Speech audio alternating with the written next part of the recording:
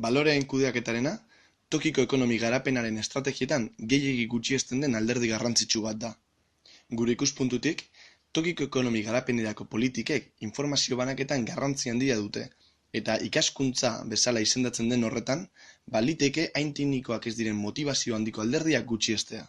Komunikabideen giza baloreen modulazioak duen eraginarekin, internet edo familia bezalako inguruetan garatzen diren baloreen kudeaketak lan arloan eta tokiko giza harremanetan gero eta garrantzi handiagoa hartu du. Testuinguru honetan, tokiko inguruak funtsezkoak dira eta izaten jarraituko dute giza baloreen eraketarako. Tokiko garapenaren estrategien arabera, honek bi alderdi ezberdinetatik du garrantzia. Alde batetik, tokiko ekonomi garapenean giza baloreen eraginaren arabera. Eta alderantziz, beste alde batetik, lurraldeko giza baloreen eta kulturan tokiko ekonomi garapenaren eraginaren arabera. Gaia aztertzerakoan, alde batetik, helburu estrategikoak ezartzerako orduan giza balore zehatz batzuen pisu handiagoa edo txikiagoa kontutan hartu behar da. Hauek eragina izan dezaketela ulertzen bada. Baina azterketa honen funtsezko alderdia tokiko baloreen eraketan tokiko ekonomi garapenaren garrantzian datza. Beste alde batetik, tokiko ekonomi inguru indartsu bat egoteak giza baloreen gain funtsezko eragina du. Informazio eta esperientzien trukeak eta iritziak eta ideak partekatzeak eragileen arteko hurbilketa errazten du. Gainera, inguruan ahalmen ekonomikoa izateak, berez, segurtasun handiagoa duten eta aktiboagoak diren herriak sortzen ditu. Eta hau, etorkizuneko ekonomi garapenaren sustapenerako funtsezko osagaia da. Baina ez da jarduera ekonomikoaren maila kuantitatiboa bakarrik aztertu behar. Kontutan izan behar da egitura giza baloren eraketan funtsezko eragina duela ere. Jakina da nekazal ekonomian, adibidez, jabedun txikia jabedun handiarekin, edota jabetza handietako langileekin alderatuz gero, giza baloretan ezberdintzen direla. Tokiko edo eskualdeko giza inguruak haien baloreen zehaztapenean ezberdintasunak sortzen dituzte, inguruan enpresa handiak edo txikiak egoteak egiten duen moduan. Egitura handi batzuetan, giza pentsaera pasiboagoa da, erantzukizun ekonomikoaren ekimena beste batzuena dela pentsatzen dutelako, eta krisi egoeretan askoz ere zailagoa da herri hauek erantzutea, ekimen berriak bultzatzea edo bestelako aktibazioari gertatzea. Ordea, autonomizatutako tokiko inguru ekonomikoetan, pentsaera ekonomikoak biztanleriarengan eragin zuzenagoa du.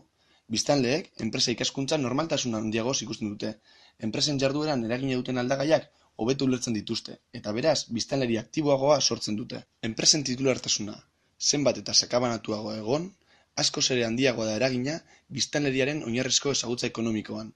Askoz ere gehiago banatzen da enpresa erantzunkizuna eta biztanleek irizpide eta eragin handiagoa dute enpresa ekimen berriak aurrera eramateko orduan. Azken finean, jabetzaren banaketak biztanle aktiboagoak sortzen ditu.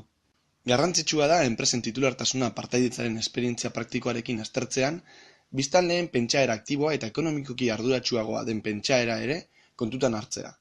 Baita ere, enpresa arlokoak ez diren partaidetzak kontutan izatea ere, eta funtsean, tokiko ingurua elkartekintza zehatzen emaitza bezala ikustea. Gizarte eta kultura mailan aktiboak direnak, enpresa mailan ere badira, eta alderantziz.